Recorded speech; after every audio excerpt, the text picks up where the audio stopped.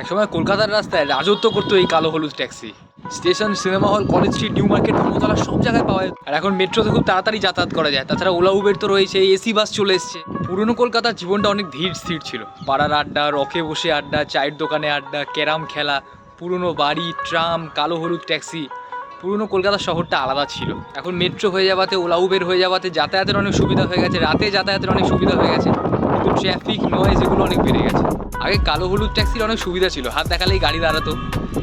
সব গাড়ির চালকরা কলকাতা শহরের সব রাস্তায় চিনতো মোটামুটি। আর রাতের বেলা মানুষের অনেক ভরসা ছিল এই ট্যাক্সি। অ্যাম্বাসাডারের ভেতরটা অনেকটা চওড়া, তাই আরাম করে বসা যেত। আর অনেক সময় ট্যাক্সি চালকদের সাথে পাড়ার লোকের পরিচয় হয়ে যেত, মানে পরিস্থিতি বেরোতো, অনেক সময় নিজেদের সাথে পরিচয় হয়ে যেত। এখন ঘরে বসে ওলা উবের অনলাইনে বুক করা যায়, ভাড়া কত সেটাও দেখা যায়, বাড়ির সামনে গাড়ি চলে আসে। তাই এখন কালো হলুদ ট্যাক্সির চলটা অনেক কমে গেছে, কিন্তু আমার কাছে আগের কালো হলুদ ট্যাক্সিটাই ভালো ছিল।